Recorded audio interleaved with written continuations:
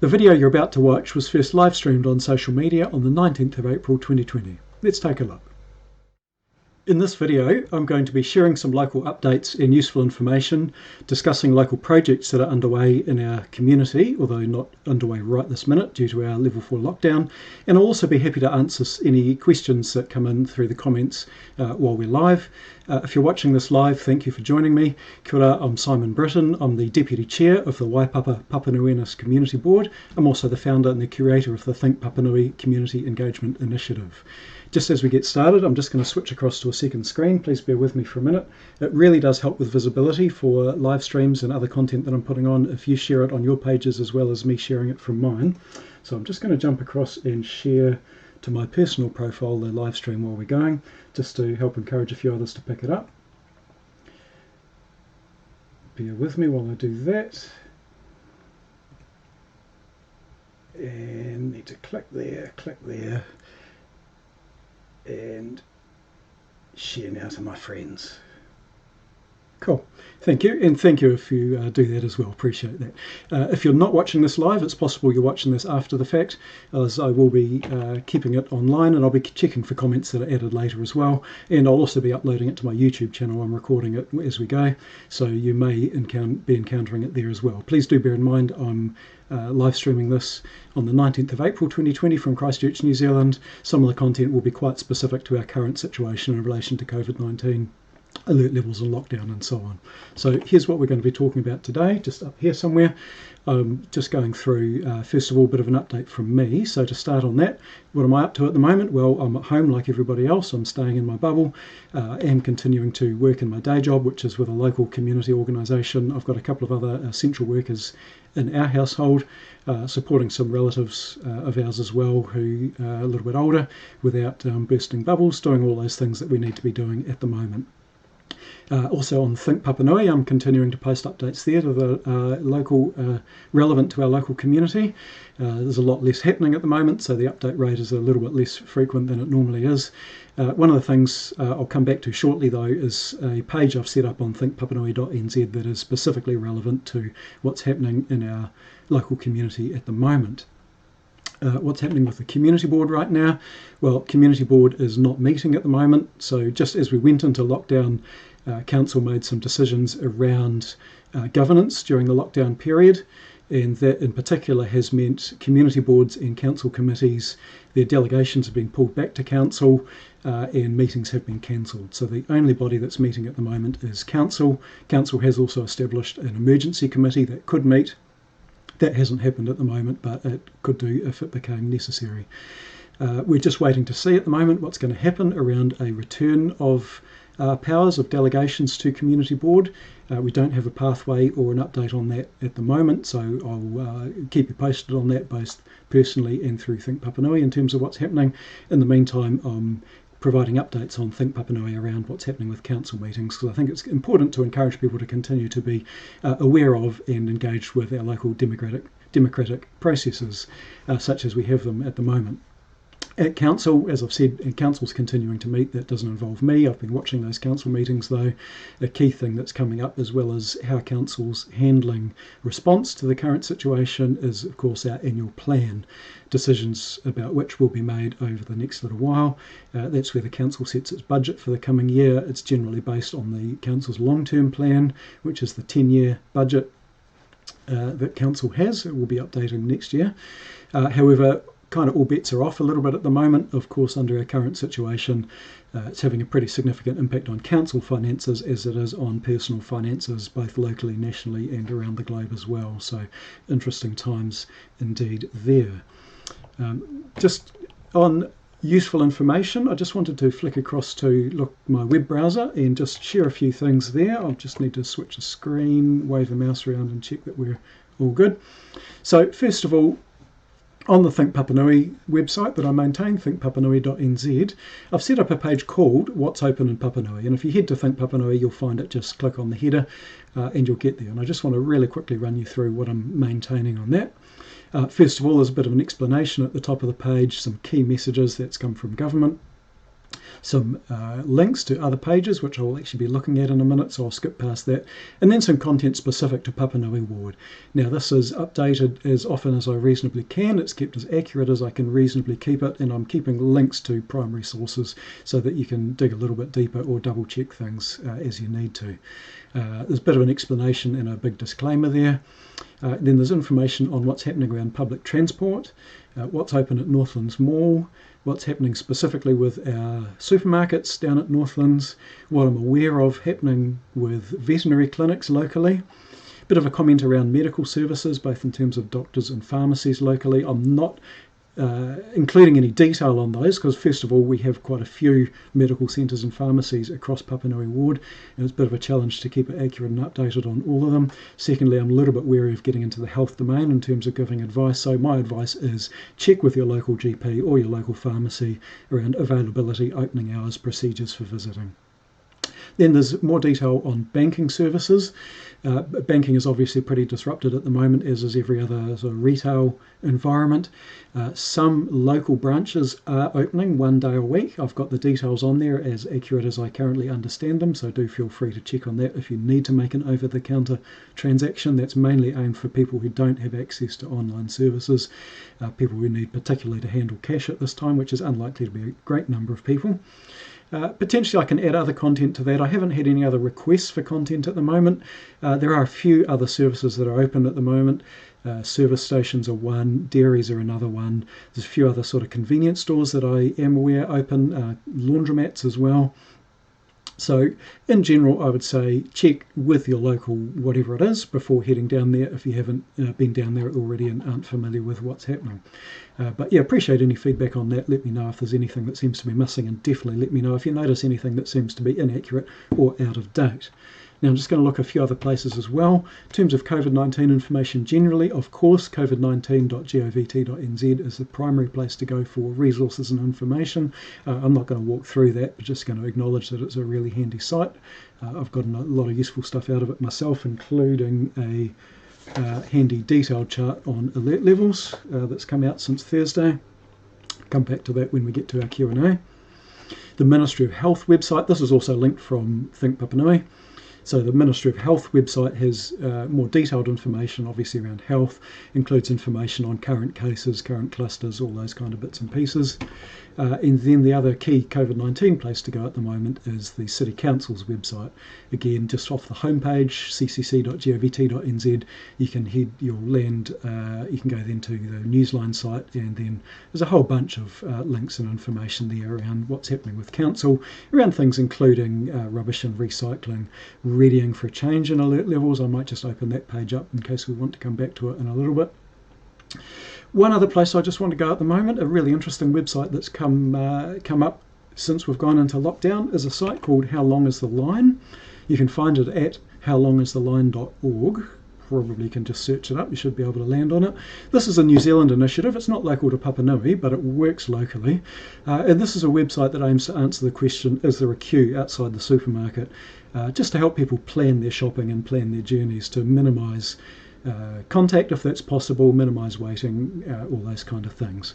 It has got location, if you've got location services enabled, as I have on this browser, it'll take me to what's local to me. So I'm talking to you from the north end of Redwood at the moment, so count down northward. An hour ago there were no people waiting in line, that's the most recent update. Pack and Save Northlands, no people 2 hours ago. New World Bishopdale, no people 3 hours ago, and on it goes. That will work off your mobile phone, just off your mobile browser as well. The key thing about it is it relies on public contribution. So it's completely sourced from the public. There's no fancy system behind that. Just relies on people, when they're at the shop, noticing how long the line is, even if it's zero, dragging a slider, pressing a confirm button, and that's going to help the rest of the community, just as the site can help you if other people update it. So I'd really encourage uptake of that, because it's as useful as the information is current. If information isn't kept current, not so handy. So yeah, have a look at it, howlongistheline.org. So just going to flip back from there, find some slides again. Excuse me while I just switch a couple of screens so that I can go to the right place. That's what I'm looking for, that one there. So that's the update from me and the useful information. Where we're going to go to from there is some comments on some council projects.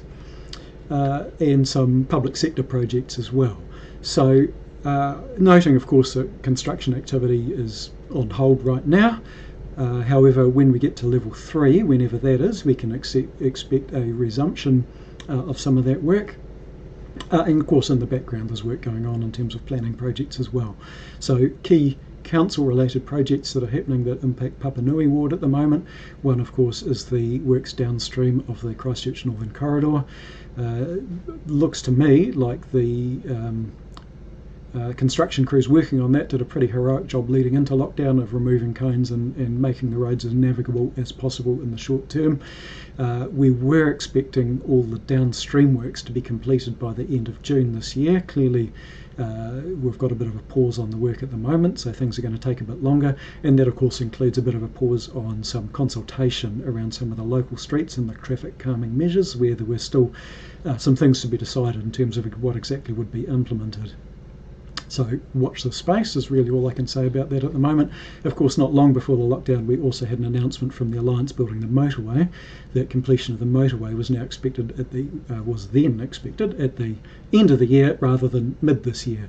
So that does take a little bit of the pressure off in terms of the local downstream projects, but I know council is keen to see that work wrapped up as soon as possible to get the works off the street again, get the road cones away and get that new environment in place, even if that ends up being significantly ahead of the motorway opening date. Another one at the moment that people in Papanui Ward are likely to be very aware of is the work on Main North Road, south end of Main North Road, kind of in the Northlands area on the bus priority project. Again, that's one that was due to be finished in the not too distant future, but we've had a month-long pause in the works at the moment. That's going to see a significant improvement in timeliness and reliability of timing of bus services through the Papanui area, which I see as a real positive. Anything we can do to improve public transport can subsequently, of course, lead to improved uptake of public transport, which has a whole bunch of benefits, including reducing traffic on the road, making things more convenient for those who still drive because there's fewer cars on the road, there's emission benefits, etc. So those two projects are will continue to be underway once we get out of lockdown. Keep an eye out on those, and through Think Papanui I will be continuing to update any relevant developments around those for your information. Private sector project, I just wanted to touch on two that I think are of notice, are of considerable impact locally. One of those is the opening of Kmart on Langdons Road. The due date for Kmart to open was Thursday the 2nd of April. That's been and gone, of course. It was really only weeks out at the time we went into lockdown, so we can expect to see that work resume and go through to completion once we get out of lockdown. I've got no information at the moment what that will mean in terms of opening the store. Clearly retail stores still cannot open under level 3, so watch the space. I think I'm saying that a lot on this video. The other one of interest is the new Pack and Save that's proposed for the corner of Main North Road and at the Northcote Road QE2 Drive intersection, the foodstuff site kind of in the back of where the Mad Butcher was. So the resource consent process has been worked through, the report has been released and the resource consent granted for that site. So that's a green light in terms of land use, is what resource consents are all about. We don't yet have any firm information on timing for when that's going to break ground and be constructed and what that means. Again, I'll continue to keep you posted as best I can. You'll probably hear about that through other outlets as well. I can imagine the professionals that are working on the detailed design for that project are continuing to work in the background even while we're in lockdown, so the lockdown may not particularly disrupt the timeline for that. One of the questions that's come up around that project is what's going to happen at Northlands. Don't believe anything's been publicly confirmed at this stage. The rumour seems to be that a New World may move into Northlands. I don't think that's definite at the moment, but it seems to be one of the possibilities. Also no news that I'm aware of in terms of what New World at Northlands might mean for New World at Bishopdale. So yeah, interesting times and interesting developments there. Now I'm just going to double check and have a look to see what questions might have come in. Do feel free to drop me a question in the comments. You can do that while I'm live on Facebook. You can do it after the fact on Facebook. I'll keep an eye out for that. Or if you're watching this on YouTube, of course you can contact me there as well. Just going to have a look there and flick across to a second screen. Bear with. Oh, I've got a greeting. Wow, someone I've never met before. Hopes I'm in good health and invites me to join their academy to learn the Quran. Thank you very much for that invite. That's not quite the kind of question and answer I was expecting, but hey, that's fine. One other question that has come in prior to me starting the video, and thanks for that, is at what level alert level are libraries going to reopen? Short answer is nothing's been announced by council around reopening of facilities, other than to say that reopening under level 3 at this stage appears to be limited to, and I'm just going to bear with me while I switch screens again. Reopening has been limited to the Botanic Gardens. We're expecting to see come back. I'll just flip back to my web browser and the council page. So there is an article up on the council's website, Council readying for potential change in alert level. At the moment, all we're aware of is the Botanic Gardens are going to reopen.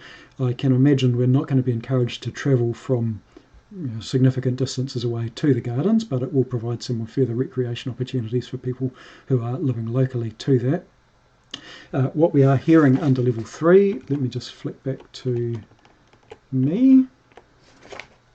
What we're hearing under level 3 is, if I look at the detailed document, there's a full-page document that I've downloaded from the COVID-19 government website that's worth having a read of.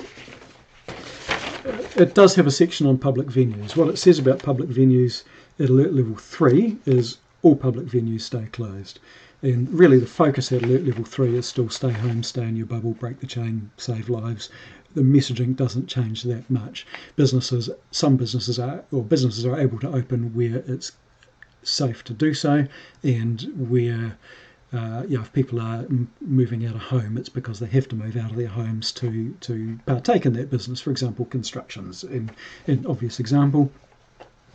If we do, or when we get to alert level 2, public venues at alert level 2, public venues can open. Of course, it will then be a council decision, because council's an employer, and as an employer they have health and safety responsibilities to their staff as well as to the public. So in terms of exactly what will open and what that will look like, what rules might be in place, we are going to just have to continue to wait and see. Just going to double check if anything else has come in the meantime. Where was that page? Cheers Vanessa, appreciate you watching. Thank you for that. Appreciate others who are on the line as well at the moment. Thanks for catching me. Do have a couple of questions for you. Those questions are really interested to know, wearing my community board hat, what do you see as the likely community impacts of the situation that we're in, both currently at a level 4 as we move into level 3 and beyond? What should community board and council be considering at this time? What should we be considering sort of post-lockdown as well? What does that mean for us in terms of the services and activities of local government? What does it mean in terms of funding? Really appreciate your thoughts on that. Welcome to chuck a comment on. Again, you might want to come back to me on that one, or you can of course contact me directly. You can reach me either through Think Papanui, both on social media, or thinkpapanui.nz, or you can catch me over at simonbritten.com, my personal website as well. So thanks very much for watching, appreciate that. Was that a comment or is it a question? Cheers, Joe. Will the community board revise its plan? That is a great question. We do have a community board plan. We've been through a public consultation exercise on that, and that has now been, pretty sure it's been finalised, sent through to council. Not sure the final version's been published. Someone can correct me if I'm wrong, just off the top of my head. Clearly, we're in this for the long haul. One of the things we have informally discussed amongst community board members, given that we can't meet formally at the moment, we have discussed processes that will be coming up around, for example, strengthening communities funding, where applications are open at the moment, close on the 22nd of April, so you've got a couple of days left if you're a community organisation looking to get your application in. One of the things we've discussed is the framework that we're going to need to look at or look through when we make decisions around that, because we're not going to be back to normal anytime soon. And of course, in some ways, we may never be back to normal in terms of what normal used to look like. We're going to have some pretty far-reaching impacts here. So yeah, you're probably right, Joe. Probably is a bit early to say for sure, but that is a fantastic question. So yeah, appreciate that. I'll take that back to my colleagues on the board as well. Thanks again for watching. Appreciate you tuning in. And yeah, keep an eye out. I am planning in the longer term, lockdown or not, to do a catch up online, maybe monthly. I will just sort of sort out a schedule and a rhythm that works for me.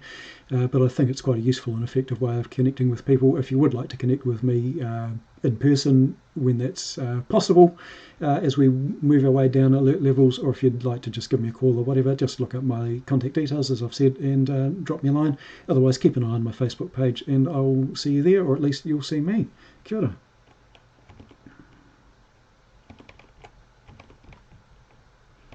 And if I can find the right button, we will go to the end screen. See you next time.